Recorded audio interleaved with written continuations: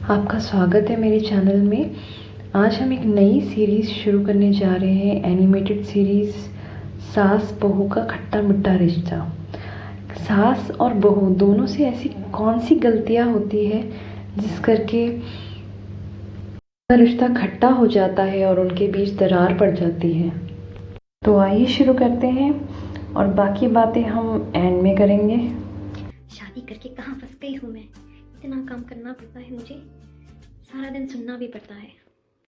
अब तो मेरे आराम करने के दिन थे, पर ऐसी बहू आई है, उससे तो कुछ अकेले होता ही नहीं। अरे मम्मी, क्या हुआ? इतने गुस्से में क्यों लग रही हो? क्या बताऊं बेटा, मेरी तो किस्मत माड़ी है। ऐसी बहू मिली है, सारा दिन बस रोटी ही तोड़ती है, कुछ काम ढंग का करती ही नहीं। इतना काम करती हूँ मैं, उसके बाद भी मेरी सासू माँ मेरे देवर से ऐसी बात कर रही है मेरे बारे में। मम्मी जी रोटी ले आओ, आपके लिए रोटी का टाइम हो गया है। बेटा मुझे भी भूख नहीं है, तुम खा लो जाके, तुम्हें भूख लगी होगी। देखना चिंटू बेटा, उसने जाते ही रोटी खानी शुरू कर देनी। उसे इतनी अकल नहीं है कि सबको रोटी खिला के फिर बाद में आप खाए। मम्मी तुम सही कह रही हो, भाभी को तो कुछ समझता ही नहीं। बेटा तुम आराम कर रही हो, थक गई होगी। सारा दिन कितना तुम सबका ख्याल रखती हो, अपना भी ख्याल रखा करो, टाइम पे खाना खाया करो।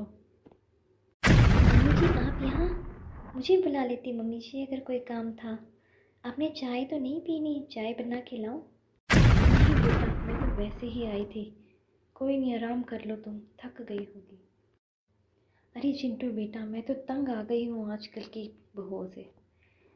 हम अपने टाइम पे कभी आराम करते ही नहीं थे, सारा दिन काम करते रहते थे, और आजकल की बहुएं दिने भी आराम करती हैं। तो देखा आपने, आज जो हमारी सास थी वो कहने के लिए तो बहुत अच्छी थी, जो अपनी बहू का बहुत ख्याल रखती थी, पर उसकी पीठ पीछे उसकी बातें करती थी, जो एक अच्छी सास को शोभा नहीं देती और ना ही एक अच्छी बहू को शोभा देती है।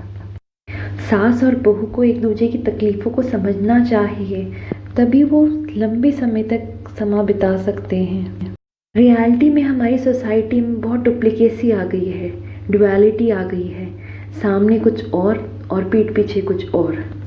पर चाहे सास हो या बहू, दोनों को समझना पड़ेगा कि अगर हम आगे अच्छे रहते हैं और पीछे बुरे, तो उसका जो वाइब्रेशन है वो वाइब्रेशन हम तक पहुंचता है और हमें फील कराता है कि हम खुश नहीं हैं, हम एक दूसरे के साथ खुश नहीं हैं, और वही लड़ाई का एक कारण बनता है।